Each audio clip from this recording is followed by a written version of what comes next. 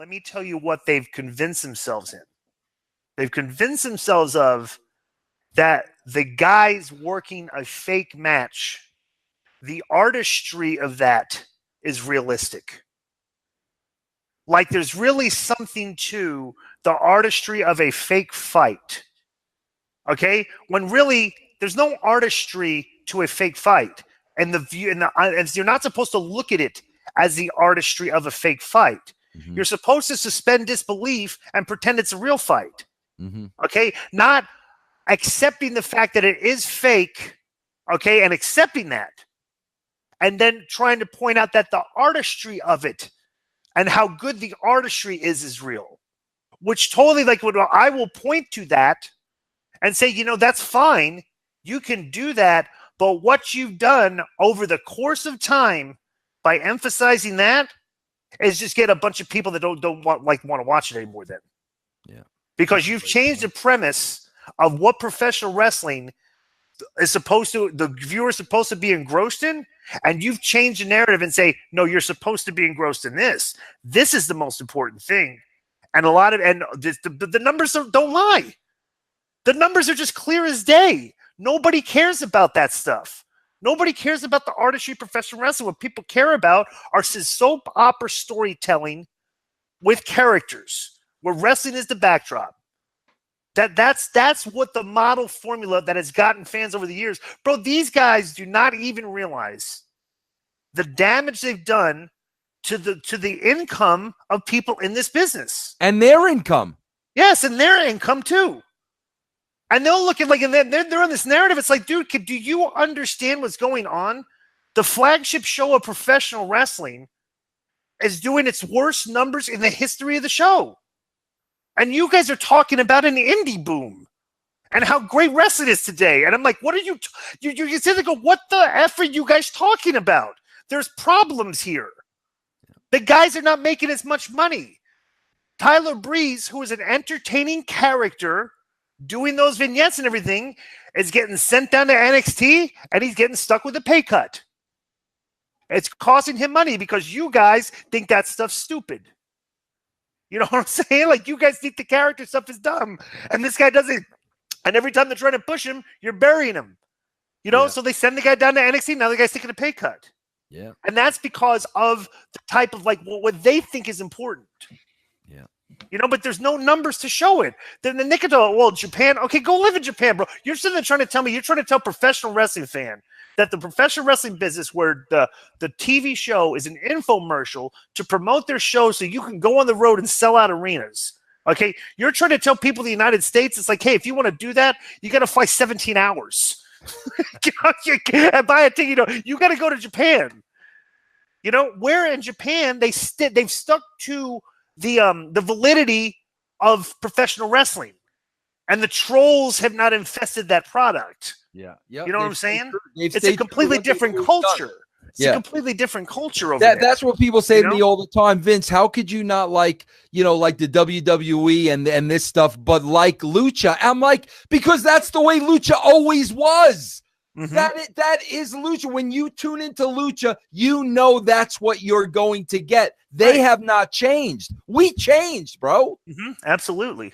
We've changed from two guys having personal issues of each other because their characters do not mesh well, and the personal things, cutting promos, setting up a fight. Yep.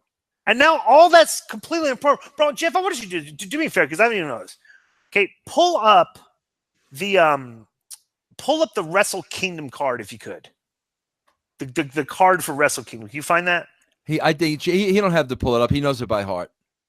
Yeah. Is it 13? Does 13 sound right?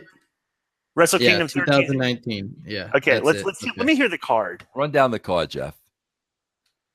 All right, there's going to be a gauntlet match to be determined. Kota Ibushi versus Will Ospreay. Okay, and everybody's raving about that. And my thing is, okay. What's their issue? What makes that a compelling matchup? What is it, Jeff? Their moveset? Yeah, the moveset. Let me read. That's what they talk about movesets, bro. Are you serious? Hey, can I tell you something, man? Guys, can I tell you something? What's been the angle there? Or do they just actually, does Wrestle Kingdom, to the Japanese, it's just like, think just the guys that have good matches will just put them on together on the card, and then that's the thing. That's no angle. Who's the best wrestler? That's the angle. Who's the best wrestler? That's it. Who's the better wrestler? Meaning who's going to win or lose, or who's the better worker? Is Who's that got what the narrative is? I mean, I don't know. I don't understand when these guys when you do a wrestling show, and all you're doing is having a bunch of matches. It's like, why am I watching that? Why do I have to watch that live? You know what I'm saying? If there's no angle for me to follow, they wouldn't have built it. What's the storyline behind what's going on? Yeah. I don't know. Maybe there is one. Yeah. You know what I'm saying for these things, but like, I'm not. The guys don't speak English. You know, it's like, I'm supposed to be invested in it, bro. Show me a professional boxing match, okay, that was promoted between two guys that don't speak English without a translator. Okay, where you had no clue what these guys were talking about to each other. It's just what a lot of these angles are, unless you speak Japanese. And I can't see how possible, like, you can sit there and possibly say, bro, there was a period of time when they had the Japanese announcers. Okay, the Wrestling Observer voted New Japan the best wrestling show. There wasn't a word of English. I'm like, are you serious? That's what I don't even understand what these guys are saying to each other. That's a good show. That's what I said. I not believing, it's real and it's no longer being a I mean, the way they're looking at it, they're looking at the fake fight, and that's what they're analyzing, and that's what they're telling us all to look at. Yeah, I mean, that's what we talk about every week. But then they'll say, Jeff, it doesn't draw and nobody cares, right? How many times do they say that on Castrating the Marks? It's particularly Meltzer with the 205 Live. Like, nobody cares. He's the only one that admits it. Like, Wade Keller is convinced that presenting this as a legitimate sport would raise the ratings. Yeah, and wait, really? Oh God! Oh yeah, come on! It should be like the thrill of victory, the agony of defeat. People should be talking about winning championships, and they're that's great. But you guys broke. That'd be fantastic. But Wade, if your dirt sheets didn't smarten everybody up over the years, it was fake. You know what I'm saying? So good idea. You're supposed to, but we're going to cause you to not. You know what I'm saying? Come on. Like, all the promos he writes for people is always, I'm going to give it, we're going to have a good match. I'm going to try to win the championship and it's going to be a good fight. And I respect this person. And there's never any heat. It's like no outside interference. No, Yeah. It's like UFC, they're really fighting and they're not even like this when they're really fighting. So why in fake fighting that you want to present as a real fight, should everybody be like sharing brownies and cookies with each other? You should hear some of his booking. It's horrendous. All these guys, they're clueless. They're completely clueless when it comes to booking. Like they don't know. What's in the news, Jeff? Bro, it's just like I made a comment the other day that I wrote wrestling shows that did not draw money. That's what he wrote. What does that mean? I guess that means no. This is Lance's thing, because what him and Dave Meltzer have done is, as they've flipped the narrative that when you were writing in WCW, the company was losing money, right? Right. Like they lost it. Okay, they failed. They don't bring up this. They don't talk about the time period of how much they were losing before you started booking and the period of time after you started booking in WCW. Right. They don't bring that up. They just look at this thing and they try to make it sound like that the writer is the person responsible for the company losing money when the writer didn't sign one single person to a contract, didn't sign one licensing agreement, didn't write a check out to not one single person. But the fiscal results of the show are somehow placed in the lap of the writer only for the writing period that he wrote, and the fiscal responsibility of the show is not being placed on what happened during the period of time before that and during a period of time after that. And if people will understand those basic common sense narratives, okay, they will understand that what those guys doing it's the perfect example of what Trump calls fake news. You're delivering a narrative that dies on the vine under scrutiny. Yeah. Okay, because when you start scrutinizing the narrative, it just collapses. You're like, oh well, And here's another thing, Glenn, very, very important that whatchamacallit, Lance Storm will never take into consideration because he's never been a part of it. Bro. He's not creative though. I mean, but not only this is the part he doesn't understand. Not only was everything true you said about Shark Boy, bro, but what else? Spike TV loved it. Yep. See, bro, that's a big factor. If we could take a guy like Shark Boy and do something like this, and Spike TV is going to pop over this, you're going to do it. Lance doesn't even bring that into account. No, of course not. And bro, he's the funniest thing is like look at how inaccurate he was. Look at how wrong he is. Yeah. And this guy's like that. And these are the people that so take into consideration, people, that when you listen to Lance and Brian, critique the Nitros, is that their narrative that they're feeding you is based on comical inaccuracy, on knowledge of the product, on what you're supposed to do to get more people to watch professional wrestling shows. They have no clue what to do. No. Zero. They've none. It's like they're the type of people that if you said, okay, here's the book. Here's the book. Go write the shows. Do it yourself. I'd like to see I'd like to see that. Yeah. I'd like to see the right show. See, but you can't. You know what I'm saying? Because bro, let me tell you, I posted a tweet on Twitter the other day, and the question was, when you listen to a wrestling podcast, do you want knowledge and wisdom or trivia? Okay. And I just posted that up there, and I was going to wait to one of these shows to tell people why I did that. All right. Now, all these podcasts out there, you waited like all these people, we do a podcast. We've wrestled. We've worked in booking, Conan's been a promoter, worked in booking, stuff. There's Steve Austin, super over. Jim Ross was director of talent relations. Chris Jericho, one of the top guys in the business for years. Sean Waltman, stuff.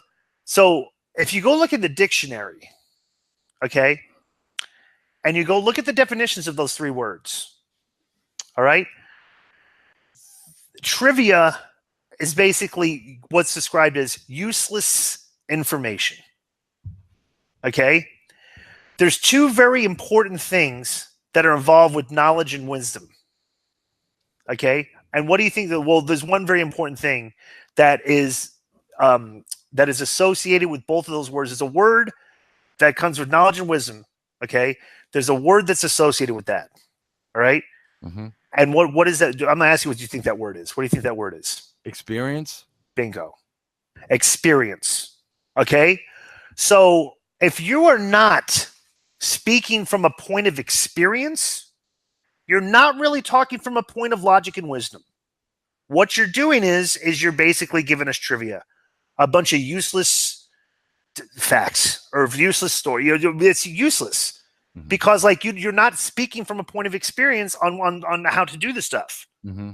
So it's like, so what would you rather listen to? Would you rather listen to people with knowledge and wisdom or people that don't have knowledge and wisdom? Yeah. The people that think they have knowledge and wisdom, no, you don't. Because the key word between both of those is experience. Mm-hmm. Okay? And the funniest thing is that people say like, oh, well, this is, I'm going to get applauded for this because this makes this perfect sense. Okay? And Vince, you say like, hey, I could do a baseball podcast, like I could do baseball, but I'm not, I wasn't in Major League Baseball. But here's the difference, Vince. We all played baseball growing up. Mm-hmm. We've done the sport. We've played football. We've played basketball. We've done that. Bro, these guys have never wrestled. Mm-hmm. There's a select few people on this planet. If you look at all the 7 billion people, there's not a lot of people that have trained to do it and got in that ring and did it. Mm-hmm. How many people played soccer? Yeah. So we could talk about soccer all day. We played it. We know the experience of it. We have some wisdom, some knowledge about. We have knowledge about soccer, bro. These guys have never been in the ring doing it. That's the difference. You've never done it before. So don't sit there and try and tell me that you know more about this than I do. Yeah. Because you need to experience what you're talking about. Okay? And you haven't. You know what I'm saying? The only thing they have experienced is the experience of what the fan does, which is sit in the audience and watch it perform. Yeah. Yeah. You know, and that's what you get me. That's about the best way to say it. Yeah. You know, I mean, bro, that like I would never in a million years on my podcast, I would never talk about talent relations. I never did it. I never participated in talent relations. That was Jim Ross's job. I don't know negotiations. I don't know contracts. I never did it. I don't talk about things I didn't do. But here's another thing too. Okay, bro, these guys have never written a show. Right. You know, you've never performed in the ring, and you've never written a show. What knowledge and wisdom could you possibly produce the show? Dealt with talent, trying to get talent to do what you want them to do. Right. You know, so there's a lot of guys that speak from points of experience. You know, no, you're not speaking from a point of experience. You're not knowledgeable and have enough wisdom on the subject matter to criticize it in the manner you do. Yeah. Now, if you go and do it and show me you can do it pretty good, or just do it, period. Then you can discuss it, but they haven't. You know what the difference is, bro? So. Well, you know, you take their narrative. You know, let's look at TNA, for example. Vince Russo bankrupted TNA. Whatever they say about TNA, lost millions because of his writing. Take this logic to anybody that's an expert in business. Okay. Right. When this guy was writing, the company had the most customers it ever had. Mm-hmm. But why is it losing money? Wait a minute. They're blaming the guy that brought the most customers for losing the money? Well, who's signing the contracts? Who's paying the marketing? Like, there's no logic in that. None whatsoever. And they say stuff, and it shows you that the smart marks aren't that smart. They're not smart. These people, they're like, bro, they're not bright. You know? You can get a fan base of fools to believe stuff like that. You know? I wanted to play him this one because we always play him ones that we think are funny. And he doesn't think they're funny. But I like to play them the ones where they're criticizing the wrestling skills of wrestlers because Glenn actually wrestled. That's good. That's good. So yeah. So here's one. This is Dave Meltzer talking about The Miz. But the one thing about Miz, okay, is like, I mean, Miz's body positioning sucks so bad. Most people never even notice it though. But it's like when I watch it. It just stands out because, you know, like nobody else in WWE is like that. Bro, what do you think about Meltzer saying his body positioning is so bad, bro? Sucks. He just says, I mean, but the guy's got to fill content, you know. Maybe just like he likes to hear himself talk, you know. I don't know. That's absurd. That's ridiculous. You know what? Let me tell you this.